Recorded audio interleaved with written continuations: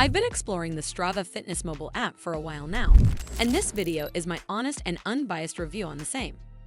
I'll cover all the main points, from key features to risks and considerations. So by the end of this video, you'll have a better understanding of this mobile app. Strava is a fitness tracking app made for runners, cyclists, walkers, and other active people who enjoy logging workouts and sharing them with a community of friends and fellow athletes. It combines GPS tracking with a social feed so your activities feel more like shared experiences than isolated workouts.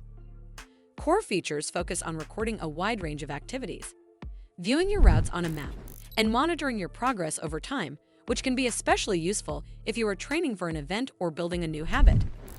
Social elements like giving kudos, joining clubs, and participating in challenges help keep motivation high, while integrations with devices such as Apple Watch and Garmin make it easy to sync workouts automatically. Recent additions like AI-powered insights and a training log are designed to give clearer feedback on how you are improving day to day. However, it is not without flaws.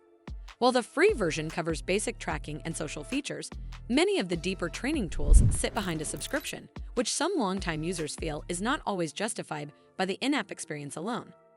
Several reviews mention that certain tasks, such as creating routes or adjusting gear, can feel clumsy or require using the website, which is inconvenient when you mainly rely on your phone. A few users also report occasional GPS inaccuracies or frustrations with having to manage more advanced settings outside the app, especially on older devices. Overall, Strava is a solid choice if you value community-driven motivation, simple activity tracking, and the ability to keep all your runs, rides, and walks in one place. If you are more interested in detailed training analysis and fine-grained control from your phone, you may want to weigh the subscription cost and some usability quirks before fully committing.